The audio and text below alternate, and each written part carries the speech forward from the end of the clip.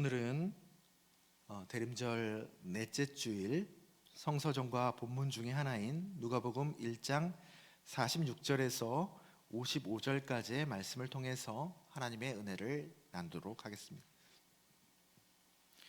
오늘 본문은 마그니피캇라고 불리는 마리아의 노래, 마리아의 찬가입니다. 수태고지를 들은 마리아는 여러 마음이 교차하죠. 지극한 은혜를 입은 자이지만 현실은 어떻습니까? 처녀가 임신한 것이니까 이제 현실은 불행 시작이죠. 고통 시작입니다. 그래서 수태고지를 표현한 여러 작품 참 많이 있습니다. 수태고지가 아주 신앙적으로 중요한 주제이기 때문에, 영감을 많이 불러일으키는 주제이기 때문에 여러 작품들이 있는데, 오늘도 그 엘리베이터 안에 붙여 있는 말씀 게시판에 있는 그림도 헨리 오사와 터너라는 미국의 아주 유명한 수태고지, 참 독특한 화가입니다. 그분이 수태고지의 이 말씀을 그림으로 표현해 놓은 건데 참 명작이죠. 그뿐만 아니라 대부분의 그림, 수태고지의 그림에서도 마리아는 기쁨과 슬픔, 기쁨도 아니고 슬픔도 아닌 묘한 표정을 짓고 있습니다. 그래서 마리아는 그 마음, 이거는 기쁨도 아니고 고통도 아니고 어떻게 종잡을 수 없는 그 너머에 복잡한 마음을 가지고 비슷한 처지에 자기보다 연배가 높은 세례 요한을 임신하고 있는 엘리사벳을 찾아갑니다. 그 만남에서 마리아와 엘리사벳, 또 복중에 있는 서로의 아기들, 세례 요한과 예수가 서로 공명하듯이 서로에게 위로와 힘이 되죠. 그게 바로 오늘 우리가 읽은 본문의 바로 전단락의 이야기입니다. 그러고 나서 오늘 본문 마리아가 노래합니다. 46절에서 48절까지 한 목소리로 다 함께 읽겠습니다.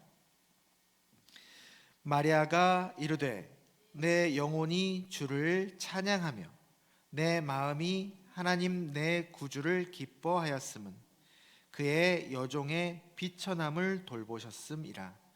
보라, 이제 후로는 만세에 나를 복이 있다 일컬으리로다.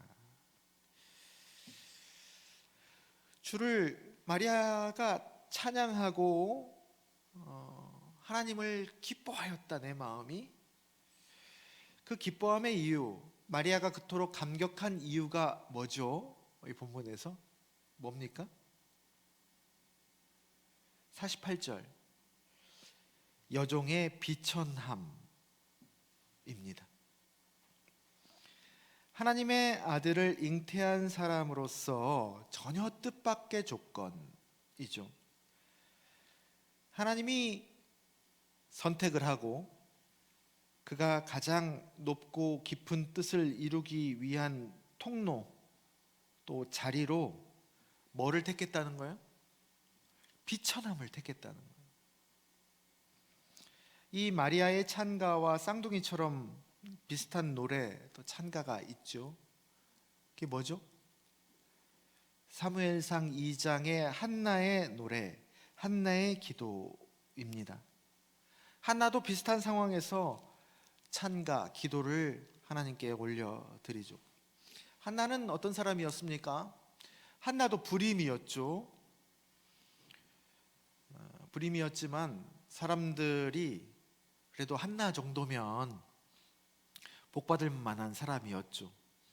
번듯한 남편도 있었고 또 사랑도 받았고, 하나님이 저 사람 정도면 저런 복 줄만 해 라는 사람이었죠.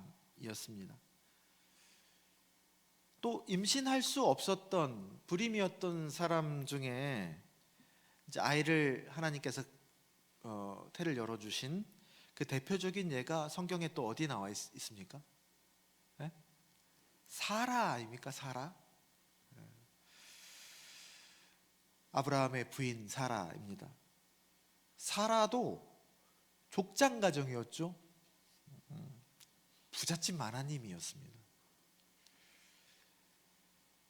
하나님께 그런 복을 받을 만한 사람이었죠. 어떻게 보면 이렇듯 구약에서는 하나님의 복이 임하는 대상은 보통 의인이었습니다. 받을 만한 사람이죠.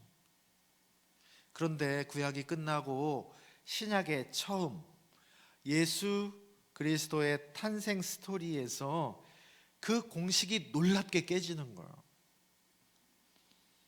마리아는 어디에 살았습니까? 나사렛에서 살았죠. 나사렛이라는 동네는 성경에 한 번도 그 전에 나왔던 적이 없었던 동네입니다. 어디에 있는지도 잘 모르는 산골 동네였죠. 그 동네에서 또 어리고 교육도 제대로 못 받고 무엇보다도 아직 결혼하지 않은 상태였죠.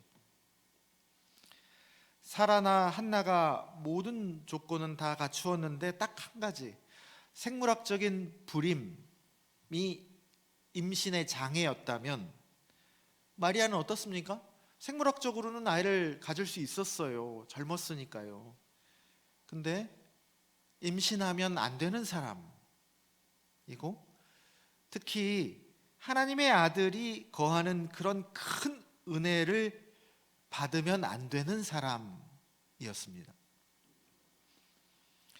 마리아가 예수를 잉태한 사건에서 우리가 제일 주목하는 점이 뭡니까? 동정녀잖아. 동정녀. 성령으로 잉태된 사실. 근데 여러분 이거는요 그리스 로마 신화에도 나옵니다. 신과 인간이 관계를 해서 인간이 신의 아이를 임신하고 낳는 거죠. 그 당시 모든 신들 위에 신이신 하나님을 나타내기에는 이 동정녀의 탄생은 놀랍지만 그리 놀라운 일은 아니었습니다. 엄청난 능력이죠. 하나님의 큰 은혜죠. 그렇지만 하나님의 고유한 전능과 거룩을 나타내기 위한 결정적인 특징은 아니라고 할 수 있습니다. 그것보다 더 놀라운 특징이 뭐냐? 바로 이 비천한 자를 통해서 세상을 구원할 하나님의 아들을 낳으셨다는 점입니다. 그건 어디에도 없는 새 길이에요. 인간이나 여타 신들을 뛰어넘는 하나님만의 새 길입니다. 그래서 여러분 성탄의 신비의 가장 핵심적인 메시지가 가장 고귀한 하나님이 가장 비천한 자에게 오셨다라는 것입니다. 그것도 마국간 말구유에 누이셨다라는 메시지입니다. 그를 통해서 하나님이 그 어디에도 일하시고 능치 못하심이 없다는 것을 역설적이게도 나타내시는 겁니다. 하나님의 전능하시면 그렇게 역설적이게도 그 연약하고 비천한 곳을 통해서 맑고 온전하게 드러난다라는 메시지입니다. 49절, 50절 한번 읽어볼까요? 49절, 50절입니다. 능하신 이가 큰 일을 내게 행하셨으니 그 이름이 거룩하시며 긍휼하심이 두려워하는 자에게 대대로 이르는도다. 자기 안에 일어난 이 하나님이 오신 사건을 통해서 뭐가 드러났다고요? 하나님의 전능과 거룩, 그 능하심과 뛰어나심, 구별된다는 거예요. 거룩은 모든 이름 위에 뛰어난 속성이란 얘기입니다. 그것을 마리아는 몸으로 알게 된 것이죠. 마리아의 잉태 사건을 통해서 마리아도 몸으로 알았지만 세상에 전하는 메시지가 뭐겠습니까? 그러면 51절에서 53절에서 아주 추상 같고 아름답게 선언합니다. 성경 전체를 흐르고 있는 하나님 나라의 가치이자 하나님의 일하심의 모습입니다. 바로 이것이 그리스도교의 지향점이라고 할 수 있습니다. 51절에서 53절까지를 다 함께 읽겠습니다. 그의 팔로 힘을 보이사 마음의 생각이 교만한 자들을 흩으셨고 권세 있는 자를 그 위에서 내리치셨으며 비천한 자를 높이셨고 줄이는 자를 좋은 것으로 배불리셨으며 부자는 빈손으로 보내셨도다. 이 마니피캇의 핵심적인 제일 알맹이 같은 내용입니다. 비천한 자, 줄이는 자, 약한 자가 그냥 우리가 보기에 교만하고 위에 있고 권세 있고 가진 자보다 우리는 보통 어떻게 생각합니까? 열등한 존재라고 생각을 하죠. 그런데 그 열등한 존재가 아니고 그들 역시 하나님이 쓰시는 귀한 이들이다. 아니, 더 나아가서 그들이 더 극적으로 생각지 못했던 것들을 하나님께서 선물로 주시는 통로로 쓰시는 그런 여겨지는 존재들이다 라는 말씀이고 선언입니다. 오늘 본문 바로 전절인 45절에 유명한 구절이 나오죠. 이 또한 주께서 하신 말씀이 반드시 이루어지리라 믿은 그 여자에게 복이 있도다. 마리아를 축복하는 내용이고 엘리사벳이 마리아가 주께서 하신 그 신비한 일, 설명할 수 없는 얼토당토한 일을 그 말씀이 반드시 이루어지리라고 믿은 그 여자에게 복이 있도다 라고 선언을 하거든요. 그래서 여러분, 이 말씀을 보면요, 우리가 보통 마리아의 믿음으로 이 예수 그리스도의 탄생 사건이 이루어졌다고 우리가 흔히 관성적으로 그렇게 여기고 있거든요. 근데 그것이 큰 오해라는 것을 알 수 있습니다. 세례 요한의 아버지 사가랴는 성전 제사장이었죠. 성전 제사장인데 믿음이 얼마나 좋겠습니까? 그래서 성전에 들어가서 제사를 올리면서 하나님께 기도를 하죠. 사가랴가. 그래서 천사가 나타나서 아내 엘리사벳을 통해서 아들을 주겠다라고 그러니까 사가랴가 뭐라고 대답합니까? 에이, 그걸 어떻게 알아요? 나도 늙고 아내도 나이가 많은데 그게 되겠습니까? 한 겁니다. 사가랴가 믿음으로 기도를 해놓고 막상 해준다고 하니까 그게 되겠냐고 하는 거예요. 분열증이지. 그런데 그 사가랴의 불신을 통해서도 세례 요한이 마침내 탄생합니다. 그 말은 뭐예요? 하나님이 하시는 거예요. 우리가 믿거나 말거나. 이게 되게 중요한 내용입니다. 마리아가 믿었기 때문에 어떻게 된 거예요? 마리아가 믿음으로 말미암아 예수 그리스도가 탄생한 게 아니고 마리아가 믿었기 때문에 그 여자에게 복이 있는 거고, 사가랴는 불신했기 때문에 한동안 벙어리로 있었던 것이죠. 그 하나님의 일하심에 기쁘게 참여하지 못한 것을 자기가 떠하는 겁니다. 하나님은요, 부자를 통해서도 강한 자를 통해서도 심지어 이방 왕 고레스를 통해서도 그분의 일을 하시죠. 그런데 반대로 전혀 피어나지 않을 것 같은 자리인 비천한 곳에서도 그분의 일을 막힘없이 멋지게 해내신다는 것입니다. 결국 성탄의 메시지는 하나님이 하신다라는 것입니다. 그리고 그 마리아의 비천함, 가난함, 마구간 말구유는 그 하나님이 완전히 새롭게 일하신다는 것을 우리에게 가장 낯설고도 극적으로 알려주는 통로입니다. 그래서 하나님을 믿는 사람들은 세상에서 힘과 돈, 강함으로 모든 것을 해결하려고 하죠. 해결하려면 힘이 있어야 돼, 돈이 있어야 돼, 강해져야 돼. 그게 방법이죠. 유일한 방법. 그리고 그것 때문에 그것을 위해서 삽니다. 그럴 때 그것이 어리석고 무지한 우상숭배라는 것을 일깨워주는 사람들이 하나님을 믿는 사람들입니다. 그래서 모든 약하고 비천하고 여린 것들에 깃들여 일하시는 하나님으로 그 편견과 무지를 이길 수 있다는 것을 진짜로 믿고 삶으로, 행동으로 증명해내는 사람들이 바로 하나님을 믿는 사람들이죠. 그래서 힘으로, 폭력으로 그 소중하고 아름다운 것들을 해칠 때, 돈으로 사람의 고유한 부분까지 소유하려고 할 때, 하나님을 믿는 사람들, 그리스도인들은 아니요 라고 할 수 있는 사람들입니다.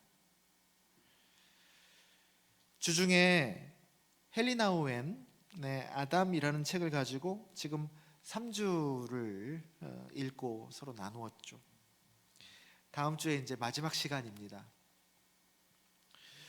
여러분, 이런 책을 읽으면 복음과 신앙에 대한 시야가 확 넓어지고 깊어지는 거예요. 아담이 어떤 사람입니까?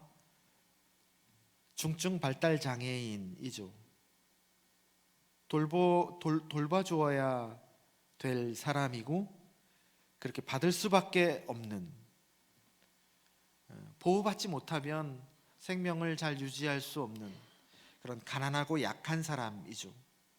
그래서 기능으로 귀함을 따지잖아요. 보통 사람들은 우리가 뭘 가졌는지, 무슨 역할을 하는지, 그 기능으로 귀함을 따지는 이 세상의 가치로는 아무 기능이 없는, 집만 되는 그런 비천한 사람입니다.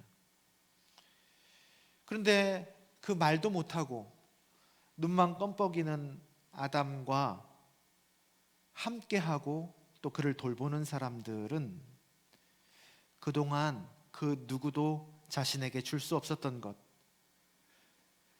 자신도 모습은 다르지만, 겉보기에는 멀쩡하고 건강한 것 같지만 자신도 실제는 이 아담보다 더 무력한 장애인이라는 것, 나는 그 자체로 사랑받는 자라는 것, 그거 누가 가르쳐 줍니까? 학원 다닌다고 됩니까? 책 많이 읽는다고 됩니까? 그리고 나도 그에게 돌봄과 수용을 받고 있다는 것을 실제로 경험합니다. 이 글을 쓴 사람이 아담을 1년 남짓 그렇게 돌보거든요. 근데 그동안 평생 동안 사람이 하버드대 교수, 예일대 교수였어요. 신학을 가르쳤어요. 그런데도 그 모든 지식보다 그 14개월의 돌봄에 이 아담을 돌보면서 힘들었죠. 그런데 아담에게 받은, 옛날에 가르쳤던 것들이 그냥 껍데기였다면 진짜 알맹이를 이 무력한 비천한 아담에게서 받습니다. 신비죠. 사실은 말도 못하는 그가 하나님의 깊은 것을 가르쳐 준다는 것을 우리는 평상시에 상상도 못하죠. 받기만 하는 그가 만나는 사람들에게 하나님의 귀한 것들을 마르지 않게 흘려줄 것이라고 우리는 도무지 예측을 못하죠. 돌봐주어야만 살 수 있는 그가 사람들의 상처받고 움츠려든 영혼을 오히려 어루만지고 돌봐준다는 것을 우리가 어떻게 알 수 있겠습니까? 그런데 그 아름다운 역설과 신비를 아는 사람들은, 마리아처럼 온몸으로 아는 사람들은 겉모습의 그를 보고 함부로 무시하거나 아이고 불쌍해서 어떡해 라고 섣불리 동정하는 이들에게, 아닙니다, 그는 불쌍하지 않습니다, 그는 모자라지 않습니다, 누가 누구 보고 불쌍하대, 누가 누구 보고 가난하대 하면서 그를 하나님이 일하시는 새로운 차원으로 일깨워주고 이끌어주는 사람이 바로 그 아름다운 신비와 역설을 아는 사람이죠. 역사 속의 모든 압제자, 모든 독재자들을 결국 모든 평범하고 여리고 순수한 것이 이겨냈다는 것은 거의 예외가 없었습니다. 그래서 역사의 주관자 되시는 겁니다. 표면적으로는 각각의 역사가 다 다르지만 그 밑을 파내려 가다 보면 이 진리를 통해서 일하시는 하나님이 결국 그렇게 수렴되게 만드는 거예요. 모든 강한 것들, 그 당시에 이길 것 같았죠, 힘으로 누르면. 그런데 약하고 순수하고 아름답고 여린 것들이 결국은 이겨냅니다. 그렇게 기독교 복음도 그 당시에 최고의 강대국이었던, 힘을 자랑하던 로마를 뒤집어 엎었죠. 신기하지 않습니까? 천년 동안 쌓여왔던 어두움, 동굴 안에 천년 동안 켜켜이 쌓여왔던 어두움을, 여러분 그거를 뒤엎으려면 어떻게 해야 돼요? 천년 동안 빛을 계속 공들여서 켜야 됩니까? 순간의 촛불 하나가 그 천년 동안 켜켜이 쌓여왔던 어두움을 다 물리치는 겁니다. 약함이 강함을 이깁니다. 버림받는 자가 버린 자를 구원합니다. 건축자의 버린 돌이 버린 줄로만 알았는데, 쓸모없는 돌인 줄만 알았는데 사실은 중심돌인 거예요. 모퉁이의 머릿돌이 되는 겁니다. 세상은 어떻게 이토록 잔인하고 폭력적인가? 동시에 세상은 어떻게 이토록 아름다운가? 한강 작가의 노벨상 수상 강연 내용이죠.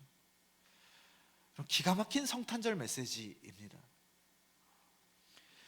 잔인하고 폭력적이고 로마의 압제, 헤롯의 영아 학살이 일어나는 그때에 마국간 한 곳,